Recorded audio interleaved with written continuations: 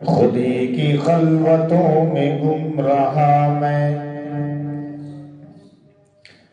خودی کی خلوتوں میں گم رہا میں، خدا کے سامنے گویا نہ تھا میں، نہ دیکھا آنکھ اٹھا کے جلوے دوست، قیامت میں تماشا بن گیا میں۔ گرامی قدر سامعین، گزشتہ سے پیوستہ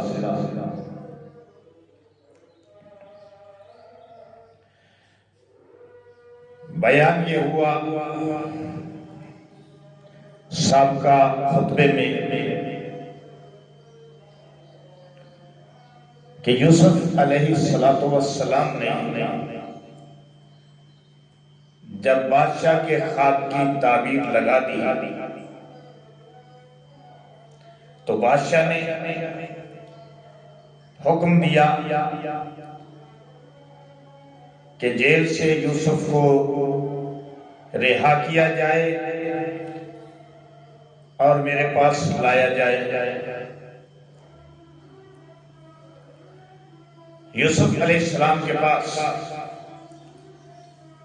جب قاصد پہنچا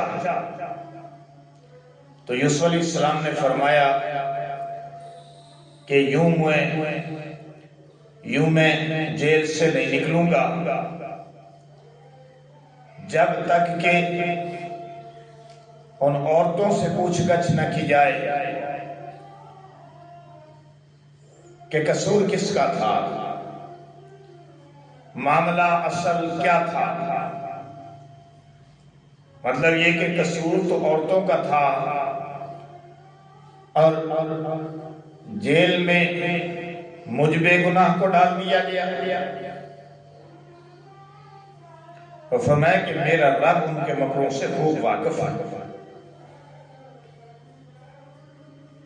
قاصد واپس بادشاہ کے پاس پہنچا اور اس نے عرض کیا کہ بادشاہ سلامت، یوسف کہتے ہیں کہ پہلے عورتوں کو ان کے معاملے میں کلیئر کیا جائے، ان سے پوچھ گچھ کی جائے، پھر میں جیل سے باہر آؤں گا۔ تو بادشاہ نے عورتوں کو بلایا۔ جب عورتیں آ گئی تو بادشاہ نے ان سے پوچھا کہ بھلا اس وقت کیا ہوا تھا جب تم یوسف کو اپنے شکنجے میں لینا چاہتی تھی، انہیں اپنی محبت میں گرفتار کرنا چاہتی تھی، انہیں اپنی طرف مائل کرنا چاہتی تھی۔ تو عورتیں بے اختیار بول اٹھی، حاشا للہ ما علمنا علیہ من سوء، کہنے لگی کہ خدا کی پناہ ہم نے یوسف علیہ السلام میں کوئی برائی نہیں دیکھی۔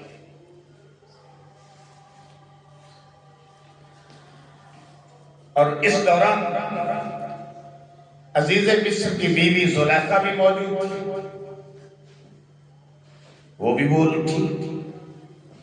اس نے کہا کہ حق بات تو اب ظاہر ہو گئی ہے، الآن حصحص الحق، سچی بات ظاہر ہو گئی، اور میں بھی اس معاملے میں یوسف کو بے قصور کہتی ہے۔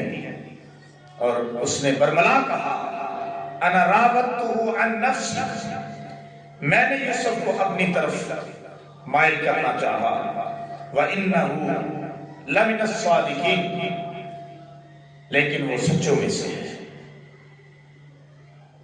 عورتوں نے بھی اقرار کر لیا اپنے جرم کا، زلیخا نے بھی اقرار کر لیا، یوسف کی سچائی پر مہر تصدیق ثبت کر دیا، مہر لگا دیا۔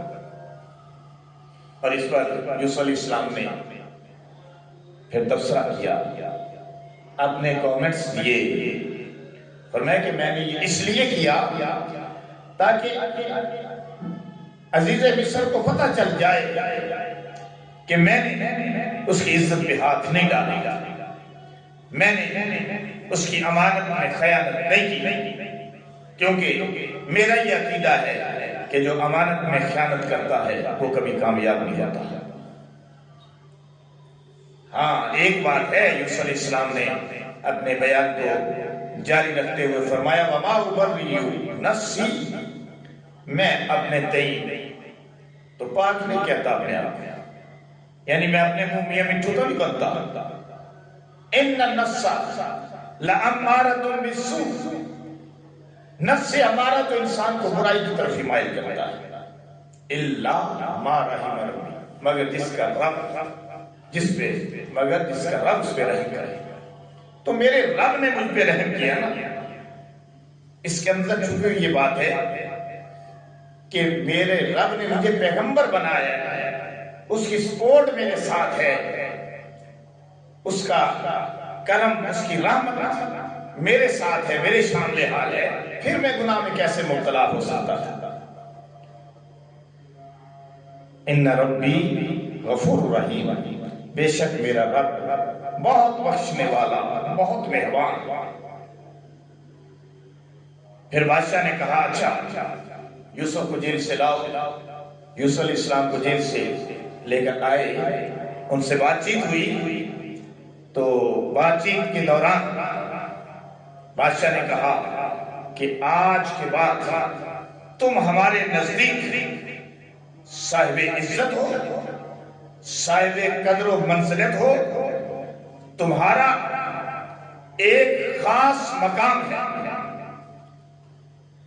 وزارت کا قلمدان دے دیا۔ اب جب وزارت کا قلمدان دیا یا اپنا مشیر بنایا، مشیر خاص بنایا، تو یوسف علیہ السلام نے کہا نہیں، میرا بھی ایک مطالبہ ہے، اور وہ یہ کہ مجھے خالی وزیر نہ بناؤ، مشیر نہ بناؤ، بلکہ جو تمہارے خواب کے مطابق قحط آنے والا، اس کی تعبیر یہ ہے آئندہ نیکسٹ 7 سالوں میں تو میں اس کی پلاننگ کروں گا نا، تو اس لیے مجھے خالی وزیر نہ بناؤ، تمام اختیارات دو اور وزیر خزانہ بنانا۔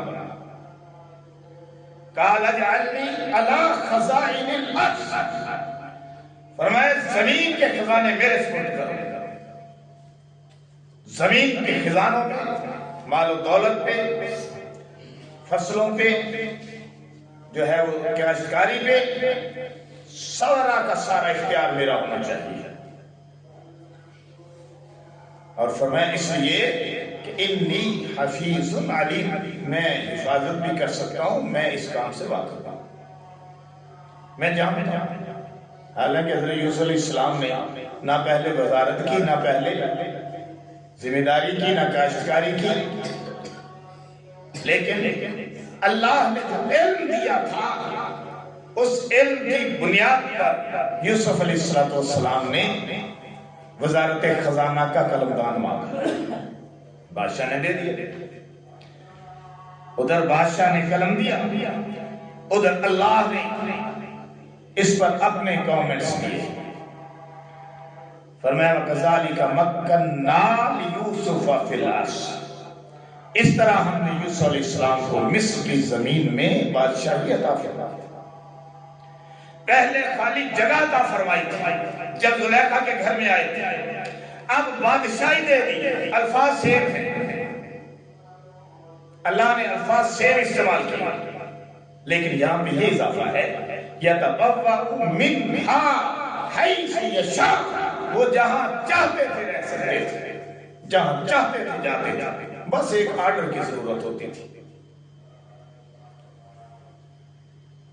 پھر اللہ فرماتے ہیں نصیب برحمتنا من نشاء، ہم جس کو چاہتے ہیں اپنی رحمت سے حصہ دیتے ہیں، ولا نضيع اجر المحسنین، ہم محسنین کا اجر ضائع نہیں کرتے۔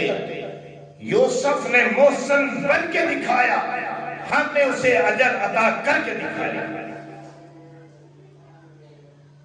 لیکن اللہ نے فرمایا یہ تو دنیا کی ہے نا بادشاہتیں، یہ تو دنیا کا کر و فر ہے نا، تو دنیا کا مال و دولت، یہ بادشاہتیں، وزارتیں، نشاطیں، یہ تو سارا دنیا کا سامان ہے، اور دنیا تو عارضی ہے نا. اس لیے فرمایا کہ ٹھیک ہے دنیا کا کر و فر ہے، لیکن اللہ نے فرمایا کہ ہمارے نظر میں والا اجر الآخرۃ والا اجر الآخرۃ خیر للذین آمنوا وکانوا یتقون. ایمان والوں کے لیے، اللہ سے ڈرنے والوں کے لیے آخرت کا اجر بہت بڑا. تو یہ پچھلی آیات کا خلاصہ تھا، پچھلے ہماری تقریر کا، جو میں نے آپ حضرات کے گوش گزار کیا. آگے جو اس مرتبہ ہمارے پیش نظر ہے وہ یہ ہے کہ بھائی اب جب قحط پڑ گیا تو قحط تو پورے علاقے میں پڑ گیا. ارد گرد کے جو ملک تھے، علاقے تھے، بستیاں تھیں، شہر تھے، ان میں بھی قحط پڑ گئی. اور اب ضرورت پڑی ارد گرد کے لوگوں کو کہ غلہ کہیں سے لائیں. تو پتہ چلا کہ مصر میں غلہ موجود ہے. چنانچہ کنعان سے یعقوب علیہ السلام کے وہی بیٹے جنہوں نے یوسف علیہ السلام کو حسد کی بنیاد پر کنویں میں ڈالا تھا، جلا وطن کیا تھا، قتل کرنا چاہتے تھے، وہی اب مصر میں غلہ لینے کے لیے پہنچ رہے ہیں. اور جب پہنچے ہیں تو اللہ نے سورہ یوسف میں اس کی بڑی پیارے انداز کے ساتھ وضاحت کی. فرمایا وَجَاءَ